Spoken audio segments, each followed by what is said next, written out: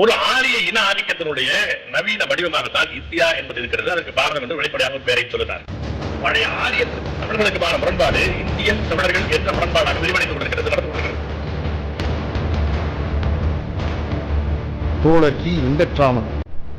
ஆரியமே தமிழினத்தின் முதல் பகை என அறுதியிட்டு சொல்லும் தமிழ் தேசிய அரசியலின் கோட்பாட்டு வடிவமைப்பாளர்கள் ஒருவர் தோழர் கி. வெங்கட்ராமன் அவர்கள். தமிழ் தேசிய பேரியக்கத்தின் பொதுச் செயலாளர், தமிழ் தேசிய தமிழர் கண்ணோட்ட மாத இதழின் இணையாசிரியர், தமிழக உழவர் முன்னணியின் ஆலோசகர், தமிழ்நாடெங்கும் பல்வேறு தொழிற்சாலைகளில் தொழிலாளர் உரிமைக்கான தொழிற்சங்கங்களின் தலைவர் என பல்வேறு தளங்களில் செயல்பட்டு வருபவர் ஐயா கி. வெங்கட்ராமன் அவர்கள். என்றைக்குமே தமிழின உரிமை போராட்டம் என்பது தனியாக நடந்ததில்லை. சமஸ்கிருத மொழி ஆதிக்கத்தை எதிர்த்து நடந்திருக்கிறது. மொழி ஆதிக்கத்தை மட்டும் எதிர்க்கவில்லை, ஆரிய ஆதிக்கத்தை எதிர்த்து நடந்திருக்கிறது. வெறும் ஆரிய ஆதிக்கத்தை எதிர்த்து மட்டும், இன ஆதிக்கத்தை மட்டும் எதிர்த்து பேசவில்லை. இந்த வர்ணாசிரமத்தை எதிர்த்து நடந்திருக்கு. இந்த மூன்றும் இணைந்த போராட்டமாகத்தான் தமிழர் போராட்டம் நடந்திருக்கிறது. ஏனென்றால் தமிழர் மெய்யியல் என்பது அறம். தஞ்சையில் ஒரு தனியார் வங்கியில் கணக்காளராக பணியாற்றி வந்த திரு கிருஷ்ணமூர்த்தி, அனுசையா அம்மாள் இணையரின் 6 பிள்ளைகளுள் ஒருவராக 1958ஆம் ஆண்டு தோழர் ஈவே பிறந்தார்.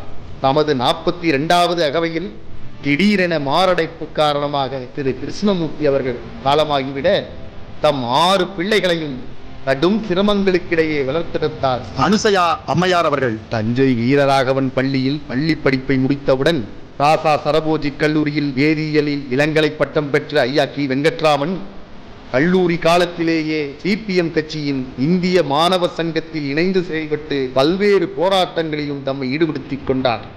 1976இல் கல்லூரி படிப்பை முடித்த பிறகு அரசு தேர்வெழுதி ஏஜிஎஸ் அலுவலகத்தில் தனக்கு கிடைத்த அரசு வேலையை உதறி தள்ளிவிட்டு சிபிஎம் கட்சியில் முழு நேர செயல்பாட்டாளராக தம்மை இணைத்துக் கொண்டார். அவசர நிலை பிரகடனத்தின் போது சிபிஎம் கட்சியில் தலைமறைவாக செயல்பட்ட ஐயா மணியரசன் அவர்கள் உள்ளிட்ட பலருக்கும் உறுதுணையாக நின்று பணியாற்றினார் தோழர் கி. வெங்கட்ராமன். என்னுடைய கரத்தை பலப்படுத்த நான் சொல்லவில்லை, உங்கள் கரத்தை நீங்கள் பலப்படுத்தி, உங்கள் கையை நீங்கள் பலப்படுத்தி, உங்கள் கையை பலப்படுத்திக் கொள்வது என்பதன் அதனுடைய வழிமுறை சரியானவர்களை, நேர்மையானவர்களை தலைமைக்கு கொண்டு வருவது என்பதுதான். பிராமண குடும்பத்தில் பிறந்தாலும் தமது சாதி அடையாளமான பூநூலை அறுத்தெறிந்துவிட்டு சமூகத்தில் நிலவும் ஆரிய பிராமண ஆதிக்கத்தை எதிர்த்தும் சாதிய ஒடுக்குமுறைகளை எதிர்த்தும் சிபிஎம் நடத்திய கள போராட்டங்களில் தம்மை ஈடுபடுத்திக் கொண்டார் தோழர் கி. வெங்கட்ராமன். ஒன்றுபட்ட தஞ்சை மாவட்டத்தில் சிபிஎம் கட்சி வளர்ச்சியில் முக்கிய பங்காற்றினார். கட்சி பணியின் போது பழக்கமான தோழர் சுகந்தாவை திருமணம் செய்து கொண்ட ஐயா கிவே அவர்கள் தமது 2 மகள்களுக்கும் சாதி மறுப்பு திருமணம் செய்து வைத்து மற்றவர்களுக்கு முன் எடுத்துக்காட்டாக விளங்கினார். இந்த இடஒதுக்கீடு என்பது மாநில சாதி பட்டியலை எடுத்துக்கொள்ள வேண்டும், மாநிலத்தில் இருக்கக்கூடிய இடஒதுக்கீட்டு அளவை எடுத்துக்கொள்ள வேண்டும், மாநிலத்தில் இருக்கக்கூடிய சாதிகளுக்குத்தான் வழங்க வேண்டும். இது அனைத்து இந்தியா என்று வந்துவிட்டால் ரயில்வேல பார்க்கலாம். எஸ்சி என்ற பெயராலே பீகார்காரன் வந்து விடுகிறான், தமிழ்நாட்டினுடைய எஸ்சி புறக்கணிக்கப்படுகிறான். ஓபிஎஸ் என்ற பெயராலே வடநாட்டுக்காரர் வந்து விடுகிறார், தமிழ்நாட்டை சேர்ந்த மிகவும் பிற்படுத்தப்பட்டவர்கள் ஒதுக்கப்படுகிறார்கள். வடநாட்டுக்கார முஸ்லீம்கள் வந்து விடுகிறார்கள், இங்கே இருக்கிற முஸ்லீம்கள் புறக்கணிக்கப்படுகிறார்கள்.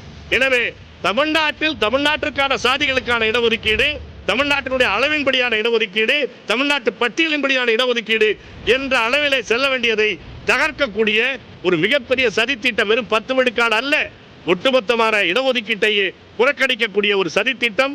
இதை முறியடிக்கக்கூடிய களத்தை தமிழர்கள் கட்சி கடந்து, சாதி கடந்து, தமிழர் என்ற உணர்ச்சியோடு ஒருங்கிணைந்து முறியடிக்க வேண்டும். இல்லை என்றால் மீண்டும் ஆரிய பிராமணிய ஆதிக்கம் வரும். இந்துத்துவா என்பது இந்துக்களுக்கானது அல்ல, பிராமணிய ஆரியத்துவம் தான் இன்றைக்கு இந்துத்துவா என்ற பொது பெயராலே வருகிறார். இந்திய தேசிய ஏகாதிபத்தியத்தை மறுத்து தேசிய இன உரிமைக்கு குரல் கொடுத்ததன் காரணமாக 1985இல் ஐயா பே. மணியரசன் அவர்களுடன் சிபிஎம் கட்சியிலிருந்து வெளியேற்றப்பட்ட தோழர் கி. வெங்கட்ராமன் ஐயா மணியரசன் அவர்களுடன் இணைந்து தமிழ் தேசிய இனத்தின் இறையாண்மை மீட்பு பயணத்தில் தம்மை இணைத்துக் கொண்டார்.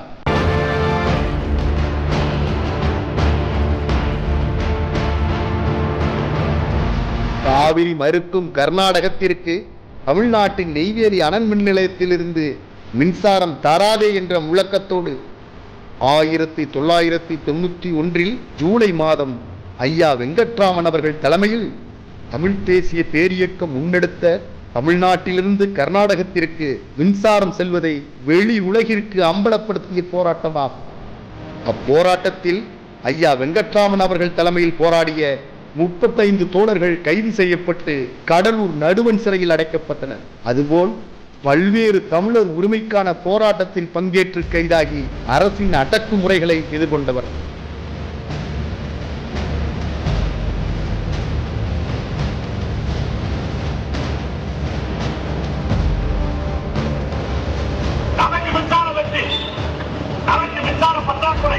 ஆனால் எந்த சிக்கலும் இல்லாமல் வெள்ளேரி மின்சாரம் காவிரியை வருகிற கர்நாடகத்திற்கு 11 கோடி யூனிட் மின்சாரம் பயன்படுகிறது. இந்திய தமிழ்நாட்டு சூழலில் உலகமய பொருளியல் ஏற்படுத்தும் பாதிப்புகள், பருவநிலை மாற்றங்கள் தொடர்பான விவாதங்கள், கல்வி சிக்கல், வேளாண்மை சிக்கல், தொழிலாளர் உரிமை பாதுகாப்பு போன்ற பல்வேறு சிக்கல்கள் குறித்து தோழர் கி வெங்கட்ராமன் அவர்கள் எழுதிய எண்ணற்ற கட்டுரைகளும் நூல்களும் தமிழ்ச் சூழலில் இதுவரை எவரும் படித்திராத பெரும் சாதனை. தமிழ் கூறும் நல்லுலகத்தின் ஆவணங்களாக போற்றத்தக்கவை.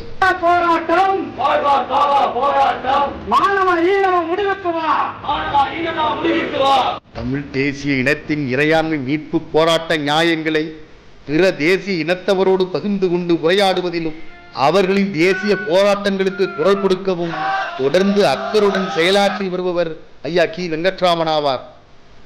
புதுதில்லியில் சீக்கியர்களுக்காகவும் திரிபுராவில் திரிபுரி மக்களுக்காகவும் நடைபெற்ற உரிமை போராட்டங்களில் தமிழ்நாட்டில் இருந்து சென்று பங்கேற்று வந்தார் ஐயா கி வெங்கட்ராமன் அவர்கள்.